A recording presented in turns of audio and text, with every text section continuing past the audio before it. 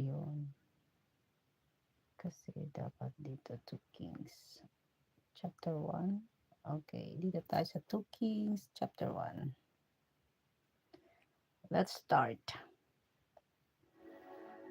The book of 2 Kings, chapter 1. After Ahab's death, Moab rebelled against Israel. Now Ahaziah had fallen through the lattice of his upper room in Samaria and injured himself.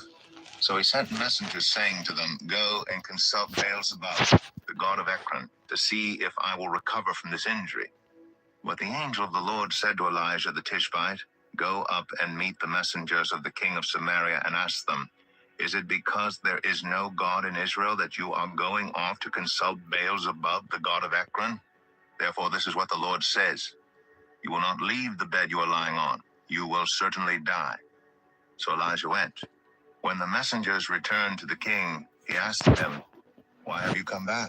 "A man came to meet us," they replied, "and he said to us, 'Go back to the king who sent you and tell him, this is what the Lord says. Is it because there is no God in Israel that you are sending messengers to consult Beelzebub, the god of Ekron? Therefore you will not leave the bed you are lying on. You will certainly die." The king asked them, "What kind of man was it who came to meet you and told you this?"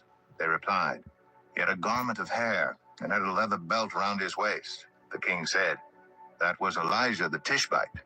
And he sent to Elijah a captain with his company of 50 men. The captain went up to Elijah, who was sitting on the top of a hill, and said to him, "Man of God." The king says, "Come down." Elijah answered the captain, "If I am a man of God, may fire come down from heaven and consume you and your 50 men. Then fire fell from heaven and consumed the captain and his men. At this the king sent to Elijah another captain with his 50 men. The captain said to him, "Man of God, this is what the king says. Come down at once." "If I am a man of God," Elijah replied, "may fire come down from heaven and consume you and your 50 men. Then the fire of God fell from heaven and consumed him and his 50 men. So the king sent a third captain with his 50 men. This third captain went up and fell on his knees before Elijah. "Man of God," he begged, "please have respect for my life and the lives of these 50 men, your servants. See, fire has fallen from heaven and consumed the first 2 captains and all their men. But now have respect for my life." The angel of the Lord said to Elijah, "Go down with him. Do not be afraid of him." So Elijah got up and went down with him to the king. He told the king, "This is what the Lord says. Is it because there is no God in Israel for you to consult that you have sent messengers to consult Beelzebub, the god of Ekron? Because you have done this, you will never leave the bed you are lying on. You will certainly die." So he died, according to the word of the Lord that Elijah had spoken. Because Ahaziah had no son, Joram succeeded him as king in the 2nd year of Jehoram, son of Jehoshaphat, king of Judah. As for all the other events of Ahaziah's reign and what he did, are they not written in the book of the annals of the kings of Israel? Take Elijah up to heaven in a whirlwind. Elijah and Elisha were on their way from Gilgal. Elijah said to Elisha, "Stay here. The Lord has sent me to Bethel." But Elisha said, "Surely as the Lord lives and as you live, I will not leave you." So they went to Bethel. The company of the prophets at Bethel came out to Elisha and asked, "Do you know that the Lord is going to take your master from you today?" "Yes, I know," Elisha replied. "So be quiet." Then Elijah said to him, "Stay here, Elisha. The Lord has sent me to Jericho." And he replied, "As surely as the Lord lives and as you live, I will not leave you." So they went to Jericho. The company of the prophets at Jericho went up to Elisha and asked him, "Do you know that the Lord is going to take your master from you today?" "Yes, I know," he replied. "So be quiet." Then Elijah said to him, "Stay here. The Lord has sent me to the Jordan." And he replied, "As surely as the Lord lives and as you live, I will not leave you." So the two of them walked on. 50 men from the company of the prophets went and stood at a distance, facing the place where Elijah and Elisha had stopped at the Jordan. Elijah took his cloak, rolled it up, and struck the water on it. The water divided to the right and to the left, and the two of them crossed over on dry ground. When they had crossed, Elijah said to Elisha, "Tell me, what can I do for you before I am taken from you?" "Let me inherit a double portion of your spirit," Elisha replied. "You have asked a difficult thing," Elijah said. "Yet if you see me when I am taken from you, it will be yours, otherwise it will not." As they were walking along and talking together, suddenly a chariot of fire and horses of fire appeared and separated the two of them, and Elijah went up to heaven in a whirlwind. Elisha saw this and cried out, my father, the chariots and horsemen of Israel." And Elisha saw him no more. Then he took hold of his garment and tore it in two. Elisha then picked up Elijah's cloak that had fallen from him and went back and stood on the bank of the Jordan. He took the cloak that had fallen from Elijah and struck the water with it. "Where now is the Lord, the God of Elijah?" he asked. When he struck the water, it divided to the right and to the left, and he crossed over. The company of the prophets from Jericho who were watching said, "The spirit of Elijah is resting on Elisha." And they went to meet him and bowed to the ground before him. "Look," they said, "we, your servants, have 50 able men. Let them go and look for your master. Perhaps the Spirit of the Lord has picked him up and set him down on some mountain or in some valley." No. But they persisted until he was too embarrassed to refuse, so he said, "Send them." And they sent 50 men, who searched for 3 days. The people of the city said to Elisha, "Look, our Lord, this town is well situated, as you can see, but the water is bad, and the land is unproductive. Bring me a new bowl," he said, "and put salt in it." So they brought it to him. Then he went out to the spring and threw the salt into it, saying, "This is what the Lord says, I have healed this water. Never again will it cause death or make the land unproductive." And the water has remained pure to this day, according to the word Elisha had sent. From there Elisha went up the road. Some boys came out of the town and jeered at him. "Get out of here, Baldy," they said. "Get out of here, Baldy." He turned around, looked at them, and called down a curse on them in the name of the Lord. Then 2 bears came out of the woods and mauled 42 of the boys. And he went on to Mount Carmel, and from there returned to Samaria.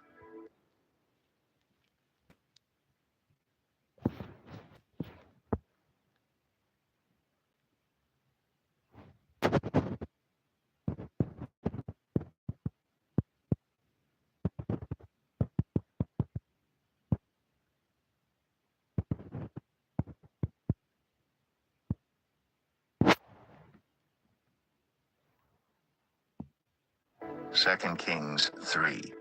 Joram, son of Ahab, became king of Israel in Samaria in the 18th year of Jehoshaphat, king of Judah. And he reigned 12 years. He did evil in the eyes of the Lord, but not as his father and mother had done. He got rid of the sacred stone of Baal that his father had made. Nevertheless, he clung to the sins of Jeroboam, son of Nebat, which he had caused Israel to commit. He did not turn away from them.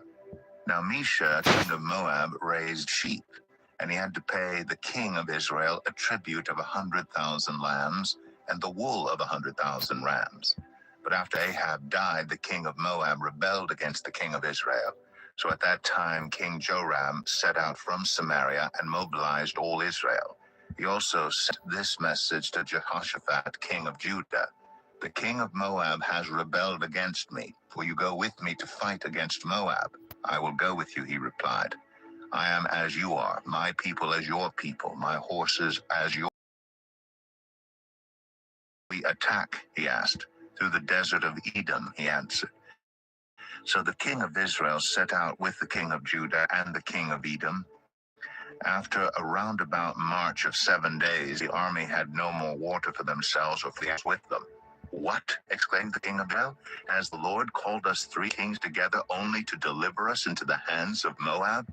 But Jehoshaphat asked, "Is there no prophet of the Lord here through whom we may inquire of the Lord?" An officer of the king of Israel answered, "Elisha, son of Shaphat, is here. He used to pour water on the hands of Elijah. Jehoshaphat said, the word of the Lord is with him. So the king of Israel and Jehoshaphat and the king of Edom went down to him. Elisha said to the king of Israel, why do you want to involve me? Go to the prophets of your father and the prophets of your mother.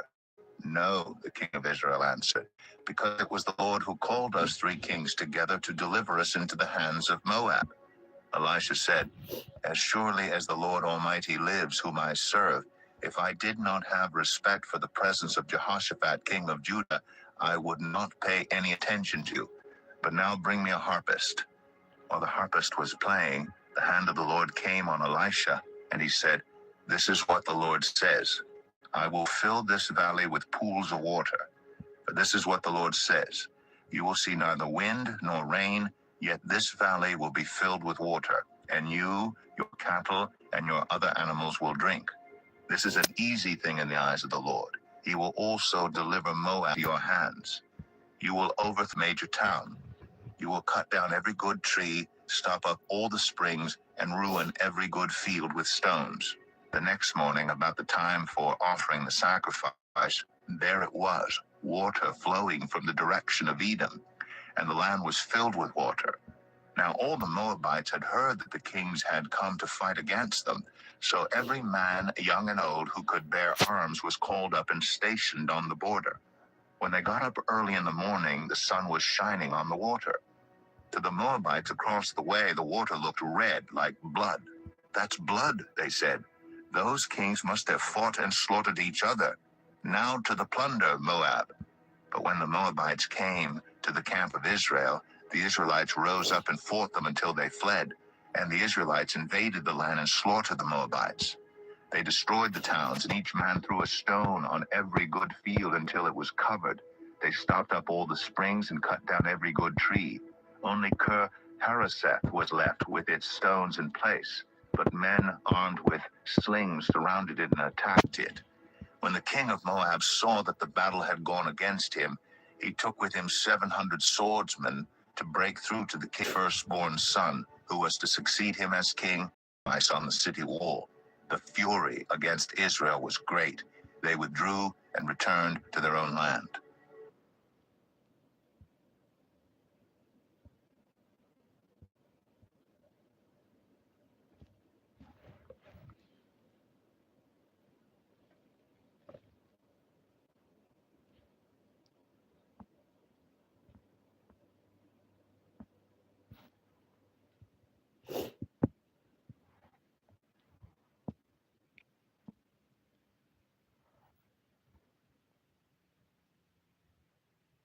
Second Kings 4.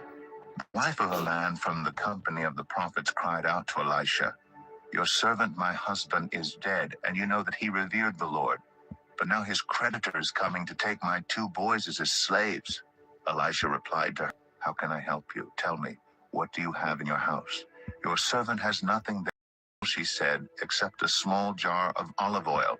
Elisha said, go around and ask all your neighbors for empty jars. Don't ask for just a few. Then go inside and shut the door behind you and your sons. Pour oil into all the jars, and as each is filled, put it to one side. She left him and shut the door behind her and her sons. They brought the jars to her, and she kept pouring. When all the jars were full, she said to her son, bring me another one. But he replied, there is not a jar left. Then the oil stopped flowing. She went and told the man of God, and he said, go, sell the oil and pay your debts. You and your sons can live on what is left. One day, Elisha went to Shunem, and a well-to-do woman was there, who urged him to meal. So whenever he came by, he stopped there to eat. She said, husband, I know that this man who often comes our way is a holy man of God. Let's make a small room on the roof and put in it a bed and a table, a chair, and a lamp for him. Then he can stay there whenever he comes to us. One day when Elisha came, he went up to his room and lay down there. He said to his servant Gehazi, call the Shunammite. So he called her, and she stood before him. Elisha said to him, tell her, you have gone to all this trouble for us. Now what can be done for you? Can we speak on your behalf to the king or the commander of the army? She replied, I have a home among my own people. What can be done for her? Elisha asked.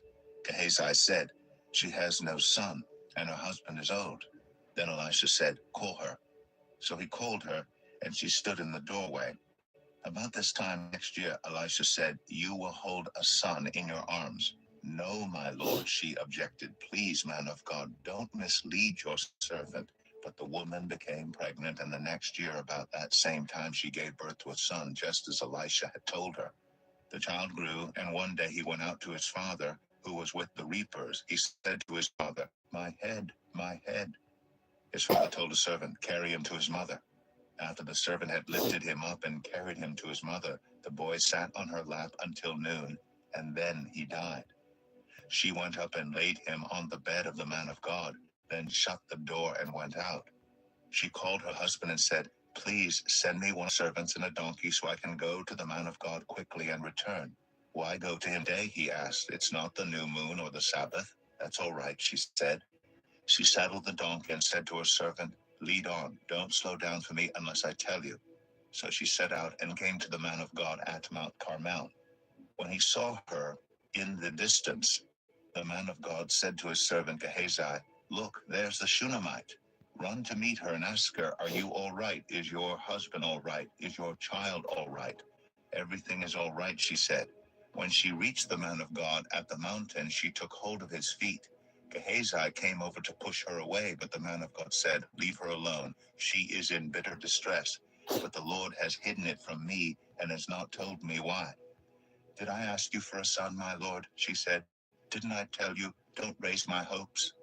Elisha said to Gehazi, Tuck your cloak into your belt, take my staff in your hand and run. Don't greet anyone you meet, and if anyone greets you, do not answer.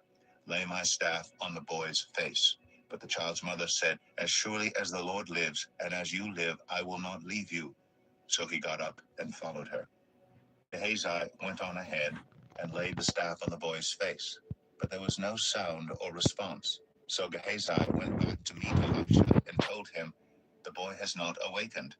When Elisha reached the house, there was the boy lying dead on his couch. He went in, shut the door on the two of them, and prayed to the Lord. Then he got on the bed and lay on the boy, mouth to mouth, eyes to eyes, hands to hands. As he stretched himself out on him, the boy's body grew warm. Elisha turned away and walked back and forth in the room, and then got on the bed and stretched out on him once more. The boy sneezed 7 times and opened his eyes. Elisha summoned Gehazi and said, Call the Shunammite. And he did. When she came, he said, Take your son.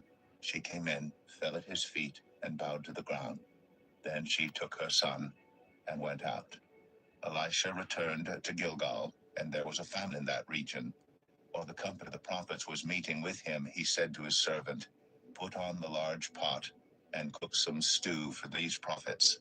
One of them went out into the fields to gather herbs and found a wild vine and picked as many of its gourds as his garment could hold. When he returned, he cut them up into the pot of stew, though no one knew what they were. The stew was poured out for the men, but as they began to eat it, they cried out, Man of God, there's death in the pot. And they could not eat it. Elisha said, Get some flour. He put it into the pot and said, Serve it to the people to eat. And there was nothing harmful in the pot. A man came from Baal Shalisha, baked from the first ripe grain, along with some heads of new grain. Give it to the people to eat, Elisha said. How can I set this before 100 men? His servant asked. Give it to the people to eat, for this is what the Lord says. They will eat and have some left over. Then he set it before them, and they ate and had some left over, according to the word of the Lord.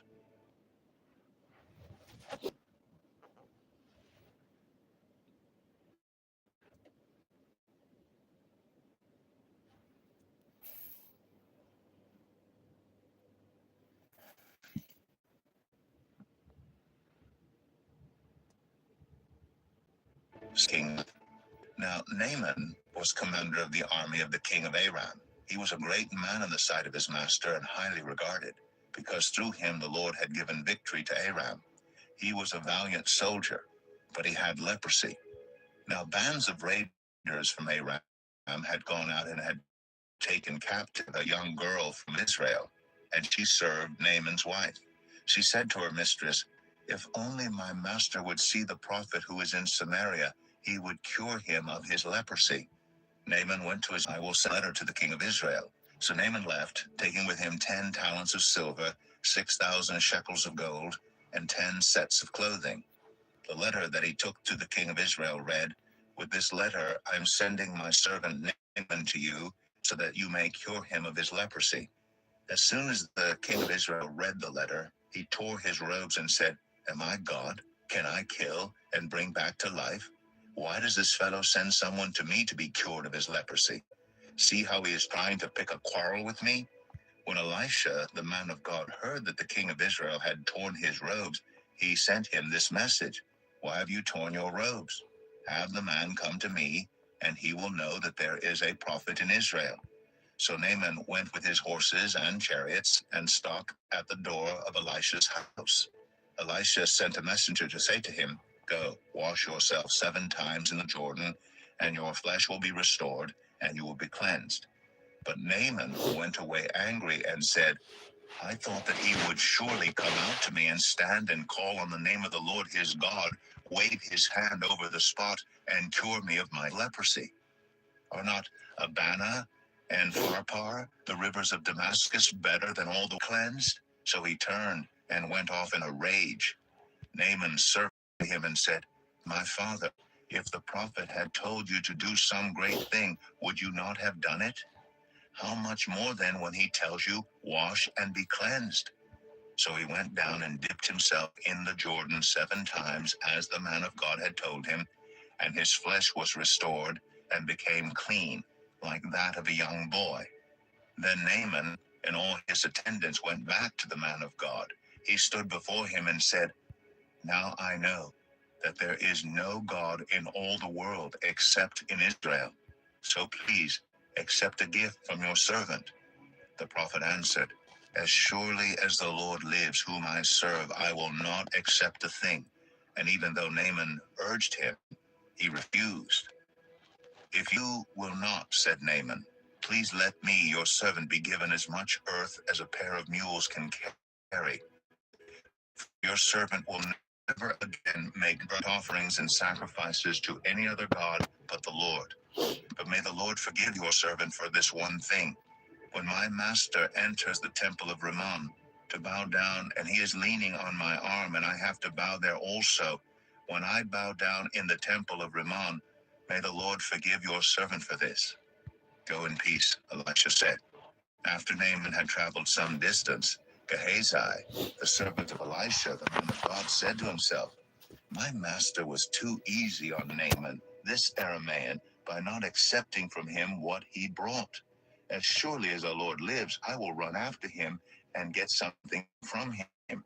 So Gehazi hurried after Naaman. When Naaman saw him running toward him, he got down from the chariot to meet him. "Is everything all right?" he asked. "Everything is all right," Gehazi answered. "My master sent me to say, 2 young men from the company of the prophets have just come to me from the hill country of Ephraim. Please give them a talent of silver and 2 sets of clothing." "By all means, take 2 talents," said Naaman. He urged Gehazi, and then tied up the 2 talents of silver in 2 bags with 2 sets of clothing. He gave them to 2 of his servants, and they carried them ahead of Gehazi. When Gehazi came to the hill, he took the things from the servants and put them away in the house. He sent the men away, and they left. When he went in and stood before his master, Elisha asked him, "Where have you been, Gehazi?" "Your servant didn't go anywhere," Gehazi answered. But Elisha said to him, "Was not my spirit with you when the man from his chariot, or olive groves and vineyards, or flocks and herds, or male and female slaves? Naaman's leprosy will cling to you and to your descendants forever." Then Gehazi went from Elisha's presence, and his skin was leprous. It had become as white as snow.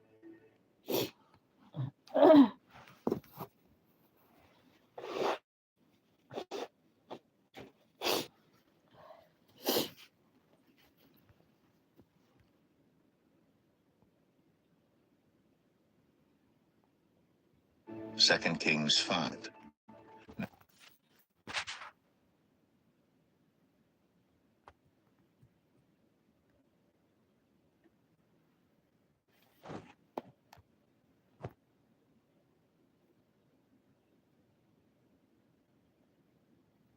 Second Kings 6.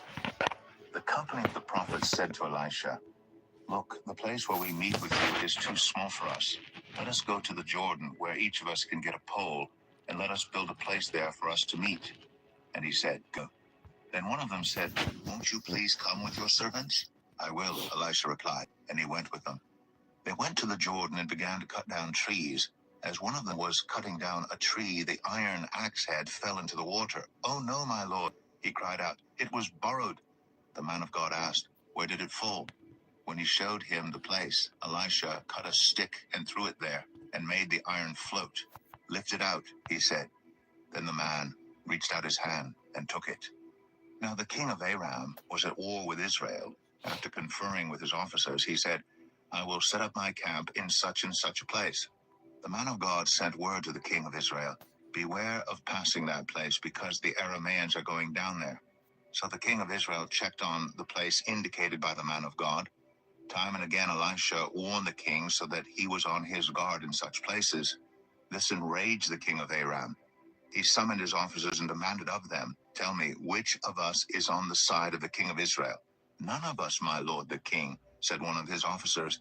"But Elisha, the prophet who is in Israel, tells the king of Israel the very words you speak in your bedroom." "Go find out where he is," the king ordered, "so I can send men and capture him." The report came back, "He is in Dothan." Then he sent horses and chariots and a strong force there. They went by night and surrounded the city.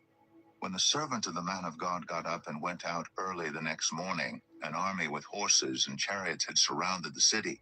"Oh no, my lord, what shall we do?" the servant asked. "Don't be afraid," the prophet answered. "Those who are with us are more than those who are with them."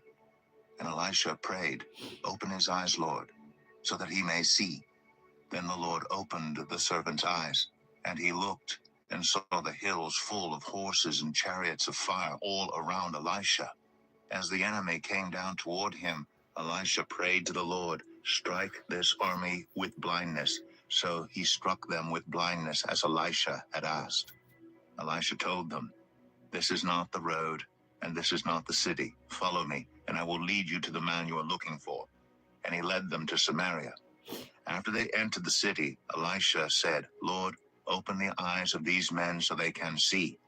Then the Lord opened their eyes, and they looked, and there they were, inside Samaria. When the king of Israel saw them, he asked Elisha, "Shall I kill them, my father? Shall I kill them?" "Do not kill them," he answered. "Would you kill those you have captured with your own sword or bow? Set food and water before them so that they may eat and drink and then go back to their master." So he prepared a great feast for them, and after they had finished eating and drinking, he sent them away, and they returned to their master. So the bands from Aram stopped raiding Israel's territory. Sometime later, Ben-Hadad, king of Aram, mobilized his entire army and marched up and laid siege to Samaria. There was a great famine in the city. The siege lasted so long that a donkey's head sold for 80 shekels of silver, and a quarter of a cab of seed pods for 5 shekels. As the king of Israel was passing by on the wall, a woman cried to him, "Help me, my lord the king." The king replied, "If the Lord does not help you, where can I get help for you? From the threshing floor? From the winepress?" Then he asked her, "What's the matter?" She answered, "This woman said to me, 'Give up your son, so we may eat him today, and tomorrow we'll eat my son.' So we cooked my son and ate him. The next day I said to her, 'Give up your son, so we may eat him.' But she had hidden him." When the king heard the woman's words, he tore his robes. As he went along the wall, the people looked, and they saw that under his robes he had sackcloth on his body. He said, "May God deal with me, be it ever so severely, if the head of Elisha son of Shaphat remains on his shoulders today." Now Elisha was sitting in his house, and the elders were sitting with him. The king sent a messenger ahead, but before he arrived, Elisha said to the elders, "Don't you see how this murderer is sending someone to cut off my head? Look, when the messenger comes, shut the door and hold it shut against him. Is not the sound of his master's footsteps behind him?" While he was still talking to them, the messenger came down to him. The king said, "This disaster is from the Lord. Why should I wait for the Lord any longer?" 2 Kings 7. Elisha replied, "Hear the word of the Lord. This is what the Lord says. About this time tomorrow, a seah of the finest flour will sell for a shekel, and 2 seahs of barley for a shekel at the gate of Samaria." The officer on whose arm the king was leaning said to the man of God, "Look, even if the Lord should open the floodgates of the heavens, could this happen?" "You will see it with your own eyes," answered Elisha, "but you will not eat any of it." Now there were 4 men with leprosy at the entrance of the city gate. They said to each other, "Why stay here until we die? If we say, 'We'll go into the city,' the famine is there, and we will die. And if we stay here, we will die. So let's go over to the camp of the Arameans and surrender. If they spare us, we live. If they kill us, then we die." At dusk they got up and went to the camp of the Arameans. When they reached the edge of the camp, no one was there, for the Lord had caused the Arameans to hear the sound of chariots and horses and a great army, so that they said to one another, "Look, the king of Israel has hired the Hittite and Egyptian kings to attack us." So they got up and fled in the dusk and abandoned their tents and their horses and donkeys. They left the camp as it was and ran for their lives. The men who had leprosy reached the edge of the camp, entered one of the tents, and ate and drank. Then they took silver, gold, and clothes and went off and hid them. They returned and entered another tent and took some things from it and hid them also. Then they said to each other, "What we're doing is not right. This is a day of good news, and we're keeping it to ourselves. If we wait until daylight, punishment will overtake us. Let's go at once and report this to the royal palace." So they went and called out to the city gatekeepers and told them, "We went into the Aramean camp, and no one was there, not a sound of anyone, only tethered horses and donkeys, and the tents left just as they were." The gatekeepers shouted the news, and it was reported within the palace. The king got up in the night and said to his officers, "I will tell you what the Arameans have done to us. They know we are starving, so they have left the camp to hide in the countryside, thinking they will surely come out, and then we will take them alive and get into the city." One of his officers answered, "Have some men take 5 of the horses that are left in the city. Their plight will be like that of all the Israelites left here. Yes, they will only be like all these Israelites who are doomed. So let us send them to find out what happened." So they selected 2 chariots with their horses, and the king sent them after the Aramean army. He commanded the drivers, "Go and find out what has happened." They followed them as far as the Jordan, and they found the whole road strewn with the clothing and equipment the Arameans had thrown away in their headlong flight. So the messengers returned and reported to the king. Then the people went out and plundered the camp of the Arameans. So a seah of the finest flour sold for a shekel, and 2 seahs of barley sold for a shekel, as the Lord had said. Now the king had put the officer on whose arm he leaned in charge of the gate, and the people trampled him in the gateway, and he died, just as the man of God had foretold when the king came down to his house. It happened as the man of God had said to the king. About this time tomorrow, a seah of the finest flour will sell for a shekel, and 2 seahs of barley for a shekel at the gate of Samaria. The officer had said to the man of God, "Look, even if the Lord should open the floodgates of the heavens, could this happen?"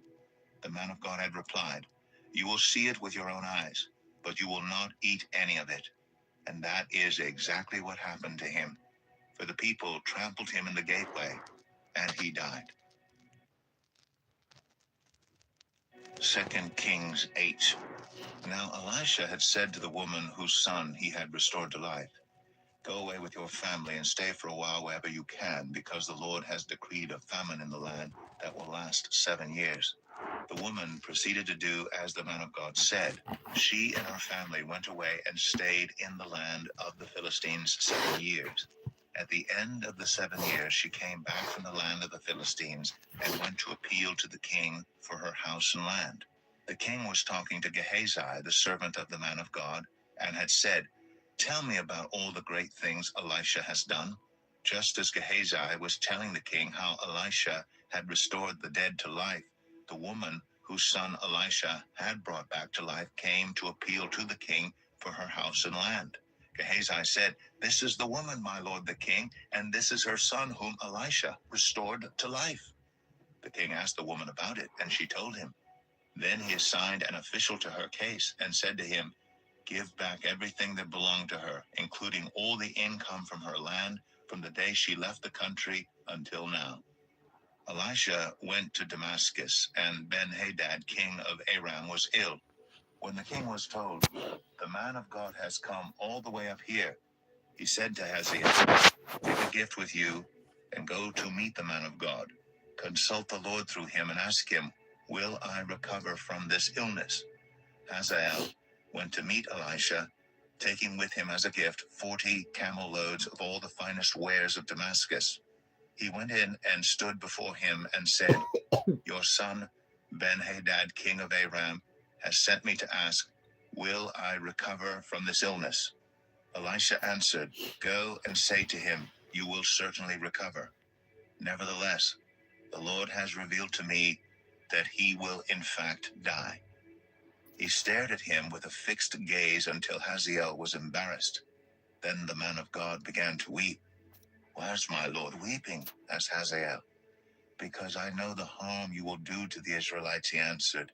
"You will set fire to their fortified places, kill their young men with the sword, dash their little children to the ground, and rip open their pregnant women." Hazael said, "How could your servant, a mere dog, accomplish such a feat?" "The Lord has shown me that you will become king of Aram," answered Elisha. Then Hazael left Elisha and returned to his master. When Ben-Hadad asked, "What did Elisha say to you?" Hazael replied, "He told me that you would certainly recover." But the next day he took a thick cloth, soaked it in water, and spread it over the king's face, so that he died. Then Hazael succeeded him as king. In the 5th year of Joram, son of Ahab, king of Israel, when Jehoshaphat was king of Judah, Jehoram, son of Jehoshaphat, began his reign as king of Judah. He was 32 years old when he became king, and he reigned in Jerusalem 8 years. He followed the ways of the kings of Israel, as the house of Ahab had done, for he married a daughter of Ahab. He did evil in the eyes of the Lord. Nevertheless, for the sake of his servant David, the Lord was not willing to destroy Judah. He had promised to maintain a lamp for David and his descendants forever. In the time of Jehoram, Edom rebelled against Judah and set up its own king. So Jehoram went to Zaire with all his chariots. The Edomites surrounded him and his chariot commanders, but he rose up and broke through by night. His army, however, fled back home. To this day, Edom has been in rebellion against Judah. Libnah revolted at the same time.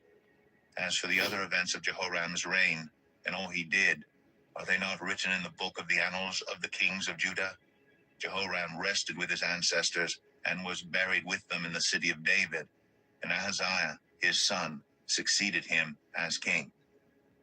In the 12th year of Joram, son of Ahab, king of Israel, Ahaziah, son of Jehoram, king of Judah, began to reign.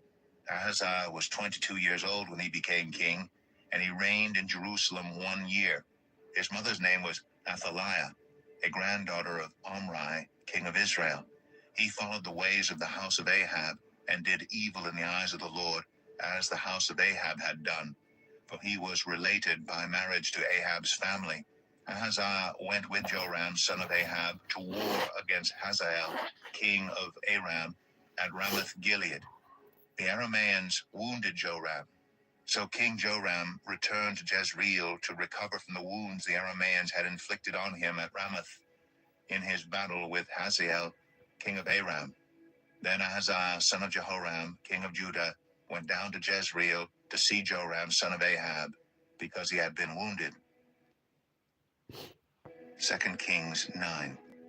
The prophet Elisha summoned a man from the company of the prophets and said to him, "Tuck your cloak into your belt, take this flask of olive oil with you, and go to Ramoth Gilead. When you get there, look for Jehu, son of Jehoshaphat, the son of Nimshi. Go to him, get him away from his companions, and take him into an inner room. Then take the flask and pour the oil on his head and declare, 'This is what the Lord says. I anoint you king over Israel.' Then open the door and run. Don't delay." So the young prophet went to Ramoth Gilead. When he arrived, he found the army officers sitting together. "I have a message for you, Commander," he said. "For which of us?" asked Jehu. "For you, Commander," he replied. Jehu got up and went into the house.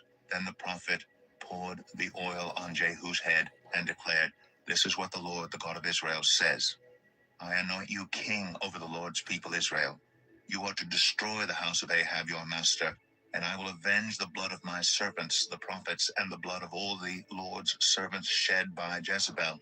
The whole house of Ahab will perish. I will cut off from Ahab every last male in Israel, slave or free. I will make the house of Ahab like the house of Jeroboam, son of Nebat, and like the house of Baasha, son of Ahijah.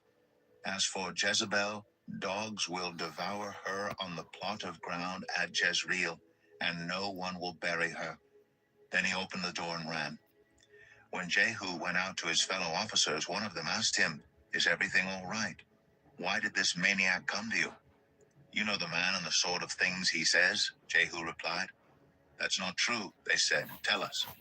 Jehu said, "Here is what he told me. This is what the Lord says. I anoint you king over Israel."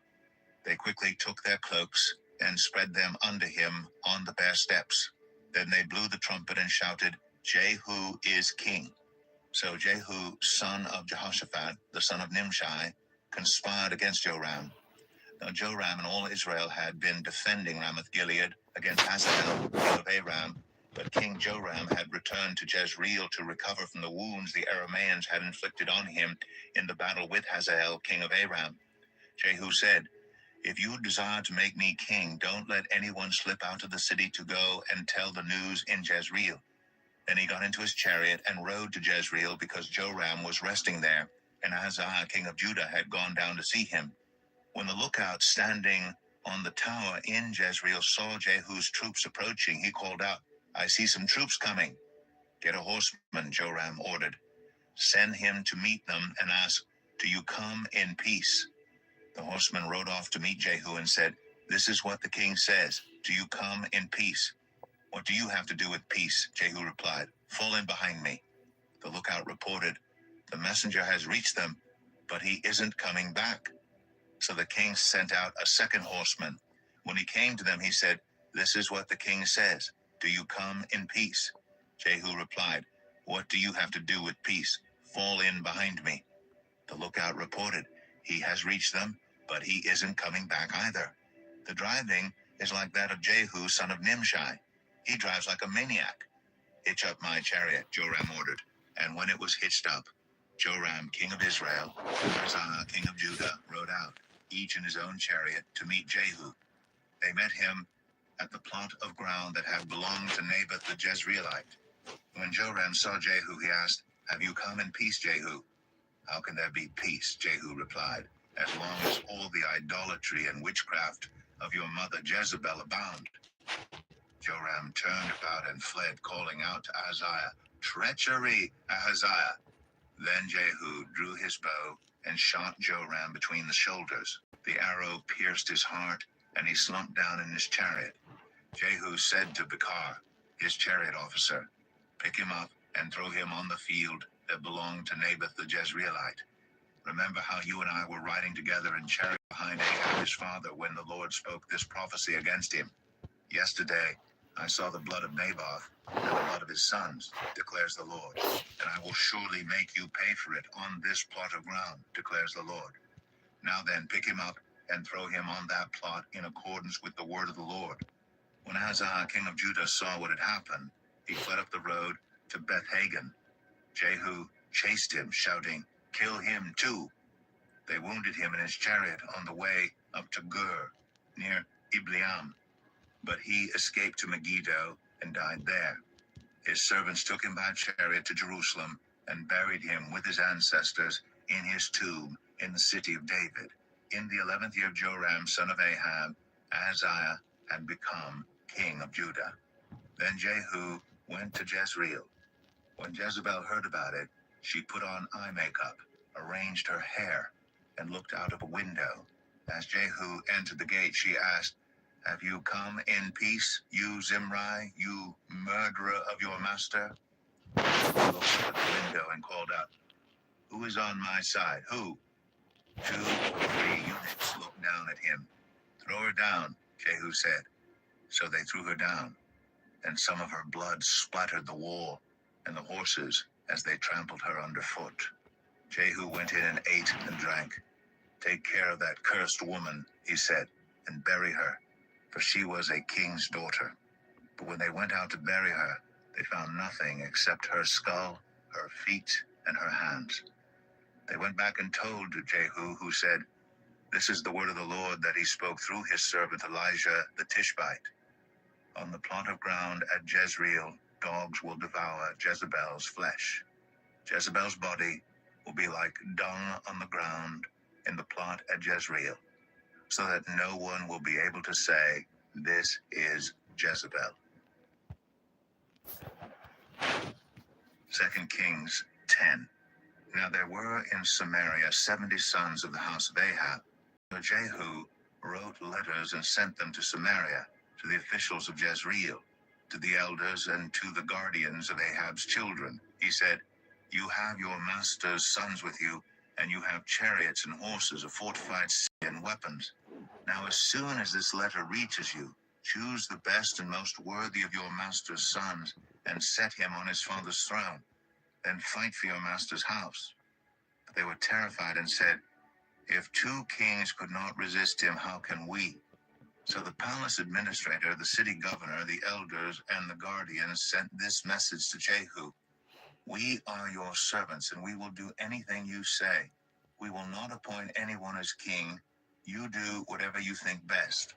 Then Jehu wrote them a second letter saying, "If you are on my side and will obey me, take the heads of your master's sons and come to me in Jezreel by this time tomorrow."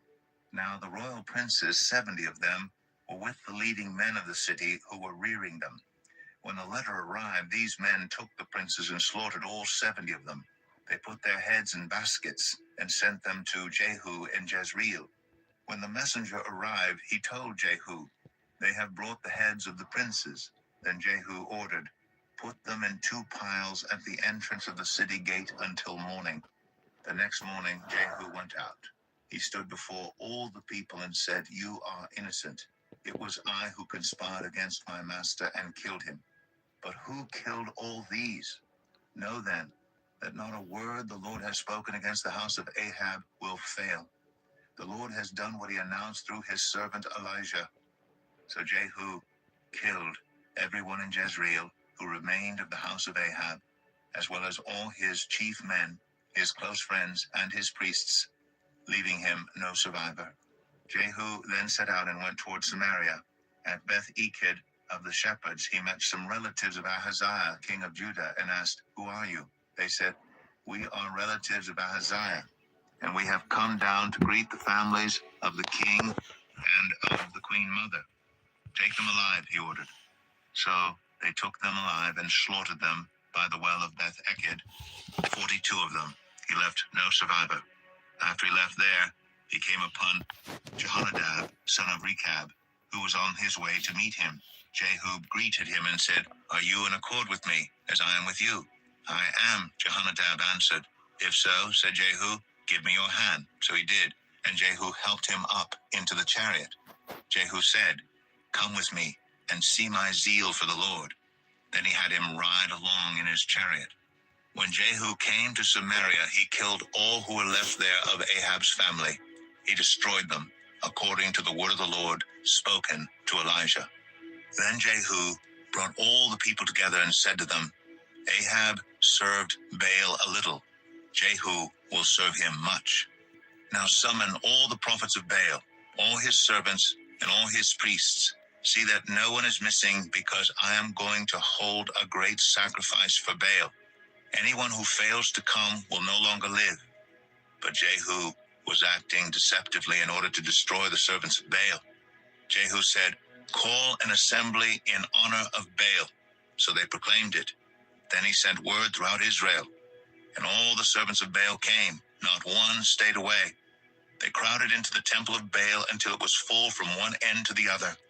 And Jehu said to the keeper of the wardrobe, "Bring robes for all the servants of Baal." So he brought out robes for them.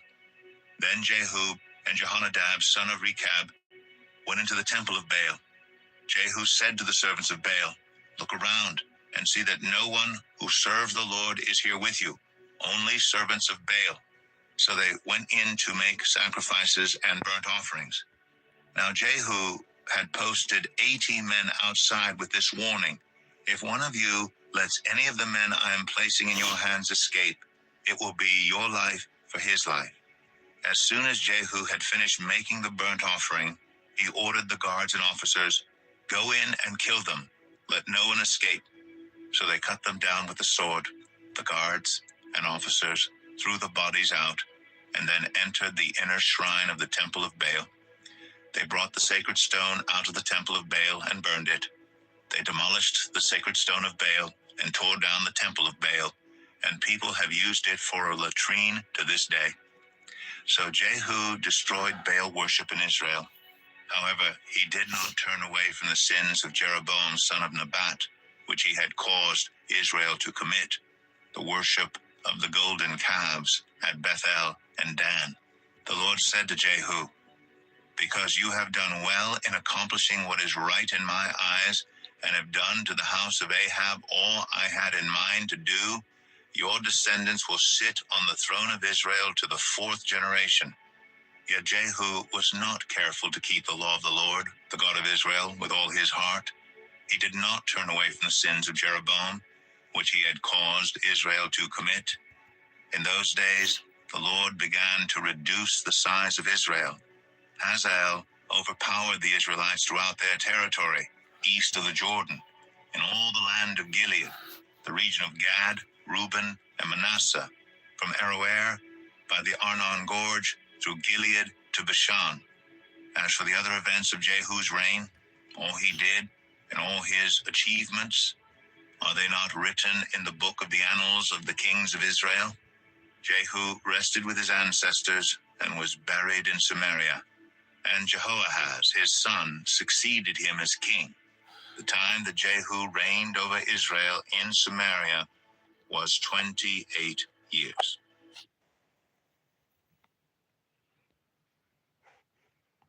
Second Kings 11.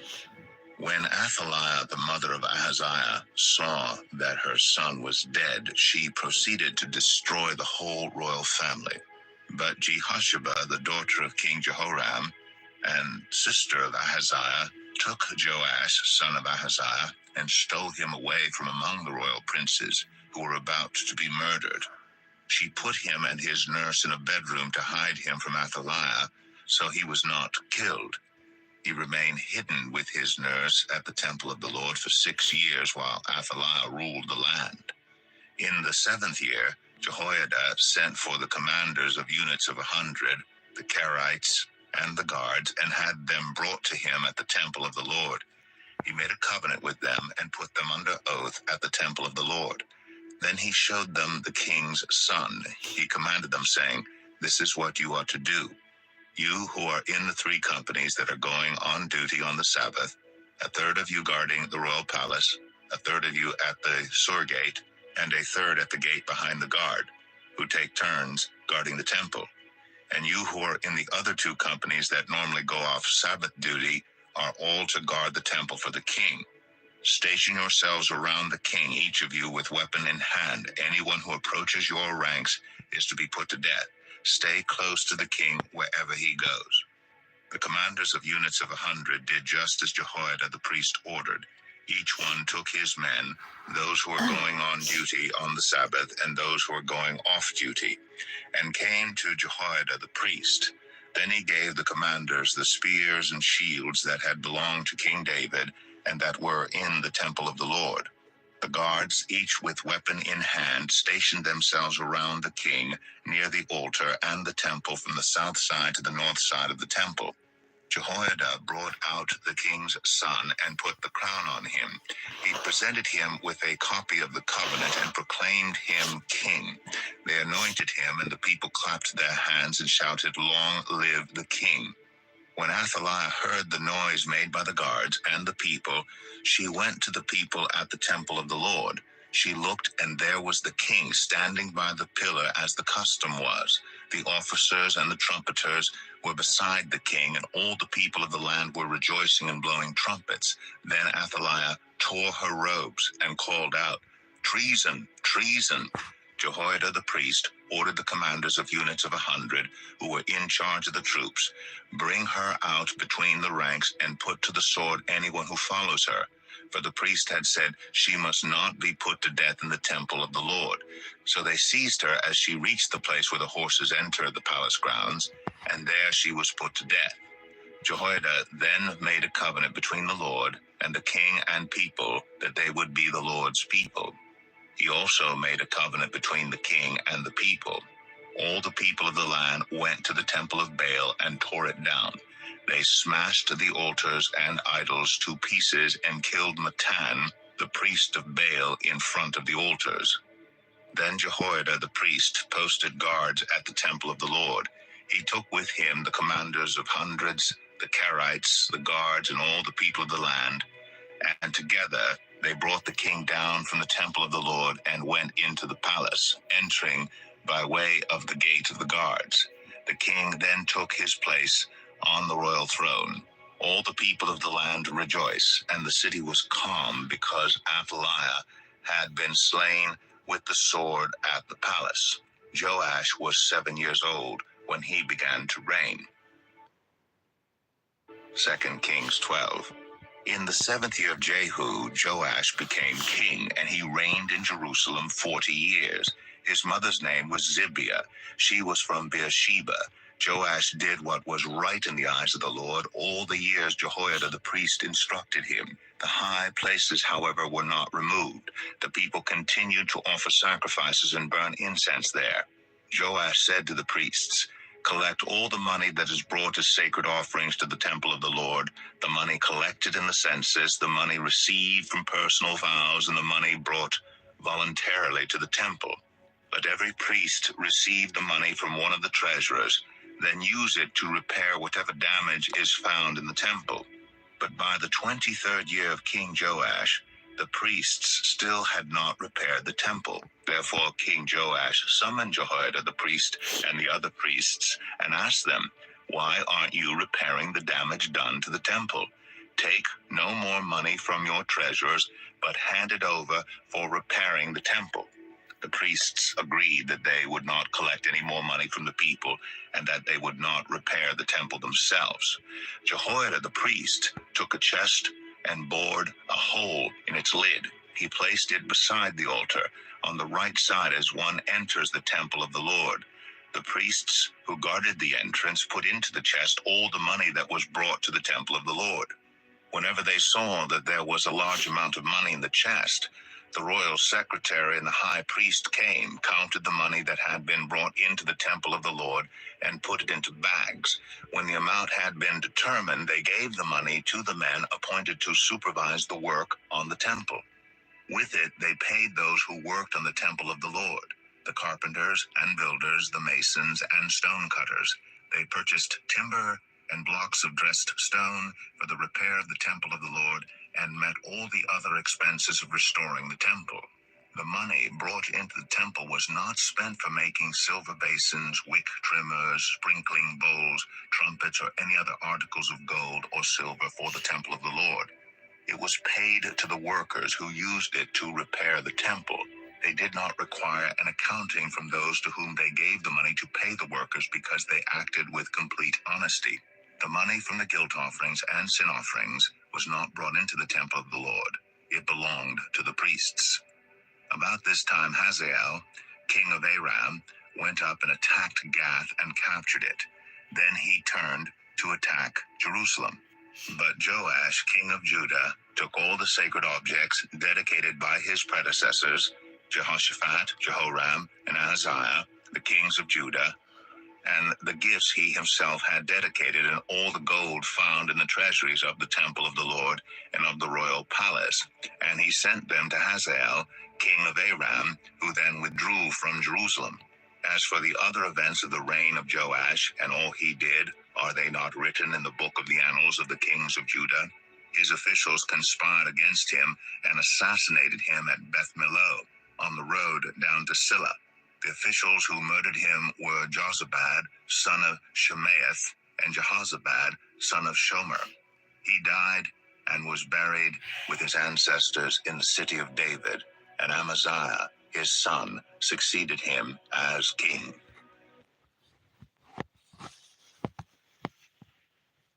2 Kings 13. In the 23rd year of Joash, son of Ahaziah, king of Judah, Jehoahaz, son of Jehu, became king of Israel in Samaria, and he reigned 17 years. He did evil in the eyes of the Lord by following the sins of Jeroboam, son of Nebat, which he had caused Israel to commit, and he did not turn away from them. So the Lord's anger burned against Israel, and for a long time he kept them under the power of Hazael, king of Aram, and Ben-Hadad his son. Then Jehoahaz sought the Lord's favor, and the Lord listened to him, for he saw how severely the king of Aram was oppressing Israel. The Lord provided a deliverer for Israel, and they escaped from the power of Aram. So the Israelites lived in their own homes as they had before, but they did not turn away from the sins of the house of Jeroboam, which he had caused Israel to commit. They continued in them. Also the Asherah pole remained standing in Samaria. Nothing had been left of the army of Jehoahaz except 50 horsemen, 10 chariots, and 10,000 foot soldiers, for the king of Aram had destroyed the rest and made them like the dust at threshing time. As for the other events of the reign of Jehoahaz, all he did and his achievements, are they not written in the book of the annals of the kings of Israel? Jehoahaz rested with his ancestors and was buried in Samaria, and Jehoash his son succeeded him as king. In the 37th year of Joash, king of Judah, Jehoash, son of Jehoahaz, became king of Israel in Samaria, and he reigned 16 years. He did evil in the eyes of the Lord, and did not turn away from any of the sins of Jeroboam, son of Nebat, which he had caused Israel to commit. He continued in them. As for the other events of the reign of Jehoash, all he did and his achievements, including his war against Amaziah, king of Judah, are they not written in the book of the annals of the kings of Israel? Jehoash rested with his ancestors, and Jeroboam succeeded him on the throne. Jehoash was buried in Samaria with the kings of Israel. Now Elisha had been suffering from the illness from which he died. Jehoash, king of Israel, went down to see him and wept over him. my father, he cried, the chariots and horsemen of Israel. Elisha said, get a bow and some arrows, and he did so. Take the bow in your hands, he said to the king of Israel. When he had taken it, Elisha put his hands on the king's hands. Open the east window, he said, and he opened it. Shoot, Elisha said, and he shot. The Lord's arrow of victory, the arrow of victory over Aram. Elisha declared, you will completely destroy the Arameans at Aphek. Then he said, take the arrows, and the king took them. Elisha told him, strike the ground. He struck it 3 times and stopped. The man of God was angry with him and said, you should have struck the ground 5 or 6 times. Then you would have defeated Aram and completely destroyed it. But now you will defeat it only 3 times. Elisha died and was buried. Now, Moabite raiders used to enter the country every spring. Once, while some Israelites were burying a man, suddenly they saw a band of raiders, so they threw the man's body into Elisha's tomb. When the body touched Elisha's bones, the man came to life and stood up on his feet. Hazael, king of Aram, oppressed Israel throughout the reign of Jehoahaz. But the Lord was gracious to them and had compassion and showed concern for them because of his covenant with Abraham, Isaac, and Jacob. To this day, he has been unwilling to destroy them or banish them from his presence. Hazael, king of Aram, died, and Ben-Hadad his son succeeded him as king. Then Jehoash, son of Jehoahaz, recaptured from Ben-Hadad, son of Hazael, the towns he had taken in battle from his father Jehoahaz. 3 times Jehoash defeated him, and so he recovered the Israelite towns. 2 Kings 14.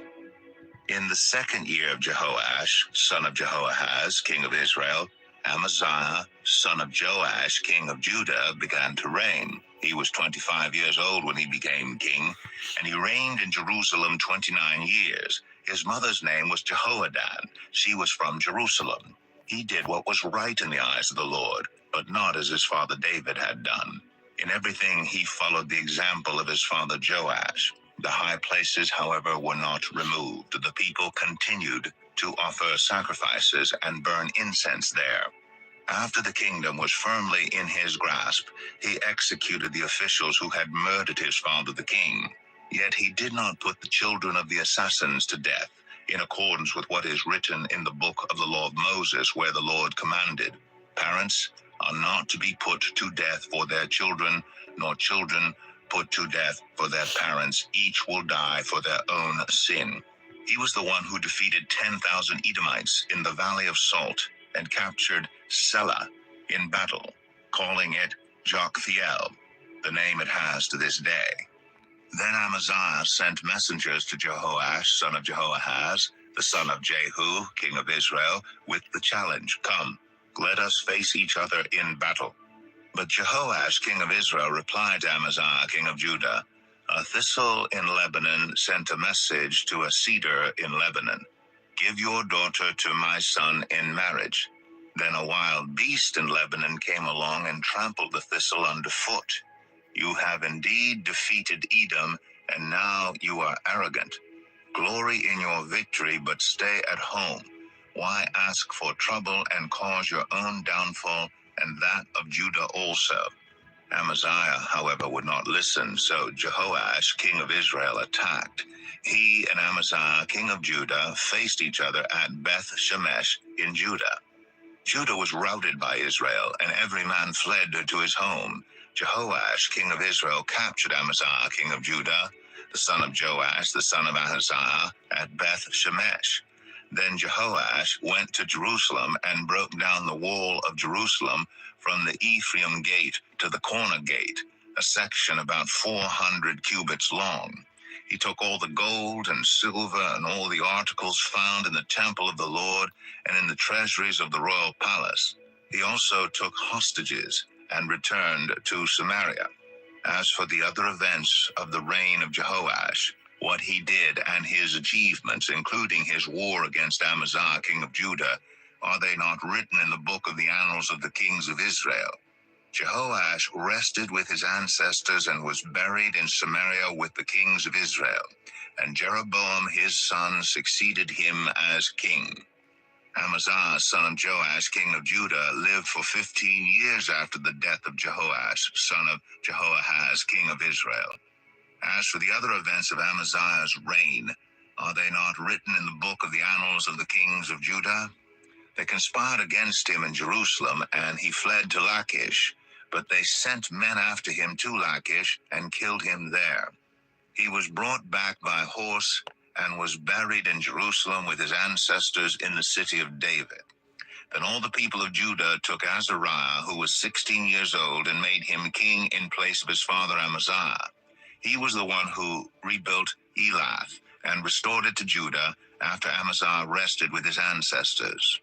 In the 15th year of Amaziah, son of Joash, king of Judah, Jeroboam, son of Joash, king of Israel, became king in Samaria, and he reigned 41 years.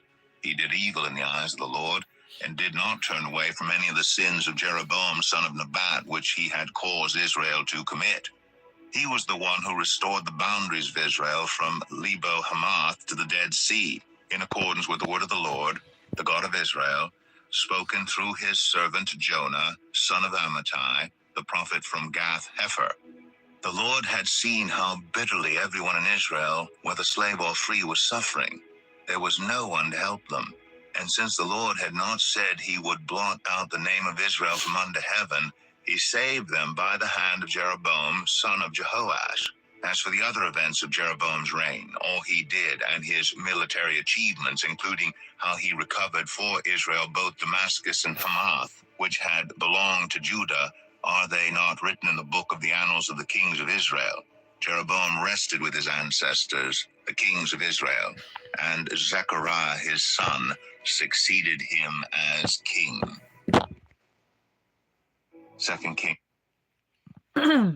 2 Kings 15. So, Psalm 36 na.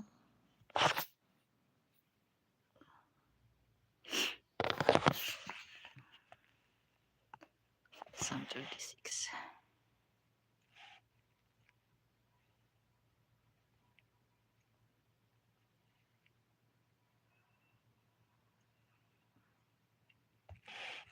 Psalm 36. For the director of music, of David, the servant of the Lord.